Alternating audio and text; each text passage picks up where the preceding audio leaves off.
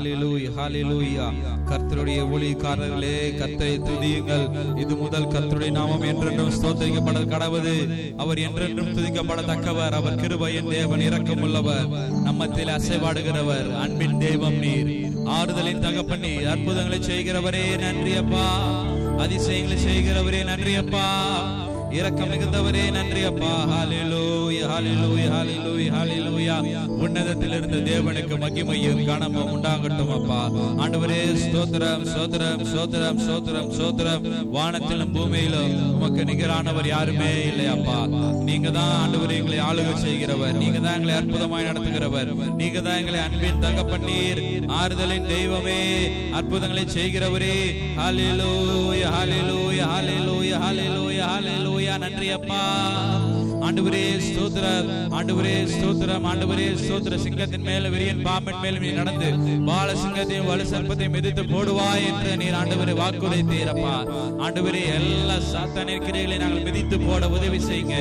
எல்லா தந்திரங்களையும் மந்திரங்களை நாங்கள் உடை தெரிவதற்கு தேவன் உதவி செய்வீராக, இரக்கம் செய்வீராக, அற்புதம் செய்வீராக, அதிசயங்களை செய்வீராக.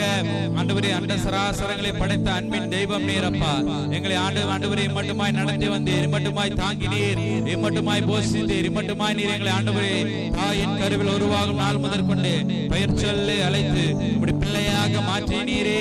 நன்றி அப்பா, நன்றி அப்பா, நன்றி அப்பா, நன்றி அப்பா, நன்றி அப்பா, நன்றி அப்பா. ஆண்டவரே ஸ்தோத்திரம். எங்களுக்குள்ள கர்த்தாவே உம்முடைய கிருபை நிமித்தம், உம்முடைய சத்தியத்தின் நிமித்தம் உம்முடைய நாமத்திற்கே மகிமை வர பண்ணும் ஆண்டவரே. ஹல்லேலூயா ஹல்லேலூயா. நன்றி அப்பா. ஒவ்வொருவரை அன்பினால, ஒவ்வொருவரை ஆச்சரியத்தினால, ஒவ்வொருவரை அதிசயத்தினால நிரப்புங்க. உம்மால் கூடு ஆண்டவரே நாங்கள் விசுவாசிக்கிறோம் அப்பா. ஆண்டவரே உம்மால் கூடாதது ஒன்றுமில்லையே என்று நாங்கள் ஆண்டவரே வாசிக்கிற வண்ணமாக ஆண்டவரே, ஆண்டவரே நீர் எல்லாவற்றையும் செய்து முடிக்க மாற்றலுடையவரப்பா. ஆண்டவரே நீர் எல்லா காரியங்களையும் செய்து முடிக்கிறவர், எங்களை கண்மலையின் மேல் உயர்த்துகிறவரே.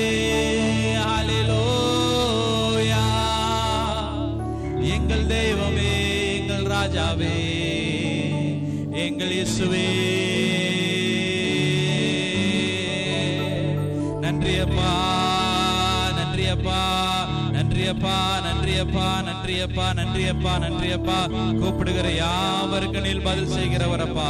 ஆண்டவரே உண்மையாய் நோக்கி கூப்பிடு யாவருக்கும் நீர் பதில் செய்கிறவரப்பா. ஹல்லேலூயா ஹல்லேலூயா ஹல்லேலூயா ஹல்லேலூயா ஹல்லேலூயா. வானத்திலும் பூமியிலும் மிகவும் மேலான நாமத்தை உடையவர்.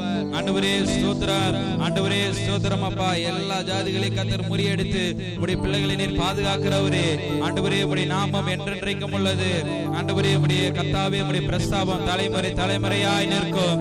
ஆண்டவரே ஸ்தோத்திரம். ஹல்லேலூயா ஹல்லேலூயா ஹல்லேலூயா ஹல்லேலூயா ஹல்லேலூயா. ஆண்டவரே ஸ்தோத்திரம். உடைய பிள்ளையாக மாற்றினீர், உடைய அன்பிலே மறைத்துக் கொண்டீர். ஆண்டவரே உடைய ஆறுதலின் ஆண்டவரே ஸ்தோத்திரங்களுக்கு தந்தீர். உடைக்கப்பட்ட நேரத்தில் எல்லாம் உடைய கிருபை தான் எங்களை தாங்கினது. ஆண்டவரே ஸ்தோத்திரம் அப்பா. ஒன்றுமில்லாத நேரத்தில் எல்லாம் உடைய இரக்கம் தான் எங்களை வழி நடத்தியது. ஆண்டவரே ஸ்தோத்திரம் அப்பா. ஆண்டவரே யார் எங்களை கைவிட்டாலும் நீர் எங்களை ஒருபோதும் கைவிடாத தெய்வம், நீர் எங்களை ஒருபோதும் கைவிடாத நேசர், எங்களை ஒருபோதும் கைவிடாத கண்மலையாகிய கர்த்தரப்பா. நன்றி அப்பா, நன்றி அப்பா, நன்றி இயேசுவே, நன்றி ராஜாவே, நன்றி ராஜாவே, நன்றி அப்பா, நன்றி அப்பா, நன்றி அப்பா, நன்றி அப்பா, நன்றி அப்பா. ஹல்லேலூயா ஹல்லேலூயா ஹல்லேலூயா ஹல்லேலூயா ஹல்லேலூயா. இயேசு தெய்வமே நாங்கள் துதிக்கிறோம். எங்கள் ராஜாவே, எங்கள் கண்மலையே, எங்கள் கோட்டையமானவரே, எங்கள் துருகமானவரே. ஹல்லேலூயா. நன்றி அப்பா. கிருபைக்கு நன்றி ஆவியானவரே, உம்முடைய இரக்கத்திற்கு நன்றி அப்பா. ஆண்டவரே ஸ்தோத்திரம். நீர் எங்கள் மேல் வைத்த அன்பிற்காக நன்றி. ஆண்டவரே ஸ்தோத்திரம். தாயின் கருவில் உருவாகும் நாள் முதற்கொண்டு நீர் எங்களை பெயர் சொல்லி அழைத்து, ஆண்டவரே நீர் எங்களை பெரியவனாக்கி, நீர் எங்களை ரட்சித்து, ஆண்டவரே ஸ்தோத்திரம். நீர் எங்களை பிரித்தெடுத்து, ஆண்டவரே உம்மை துதிக்கும்படியாக, உம்மை ஆராதிக்கும்படியாக, உம்முடைய நாமத்தை பிரஸ்தாபப்படுத்தும்படியாக, உம்முடைய நாமத்தை உயர்த்தும்படியாக ஆண்டவரே உம்முடைய சபையில வைத்திருக்கிறதுக்காக நன்றி ஆவியானவரே. நன்றி அப்பா, நன்றி அப்பா, நன்றி அப்பா, நன்றி அப்பா, நன்றி அப்பா, நன்றி அப்பா, நன்றி அப்பா, நன்றி அப்பா, நன்றி அப்பா, நன்றி அப்பா, நன்றி அப்பா, நன்றி அப்பா. ஹல்லேலூயா ஹல்லேலூயா ஹல்லேலூயா ஹல்லேலூயா ஹல்லேலூயா. ஹalleluya. நன்றி தெய்வமே. சோத்ரம் சோத்ரம் சோத்ரம் சோத்ரம் சோத்ரம் சோத்ரம் சோத்ரம் சோத்ரம் சோத்ரம் சோத்ரம் சோத்ரம் சோத்ரம் சோத்ரம். எல்லோரும் எழும்பி நின்று கொஞ்ச நேரம் ஆராதிப்போம். இருக்கிற இடத்துல இருந்து நாம் எழும்பி நின்று கர்த்தரை நோக்கி நாம் ஆராதிக்க போகிறோம். ஹalleluya.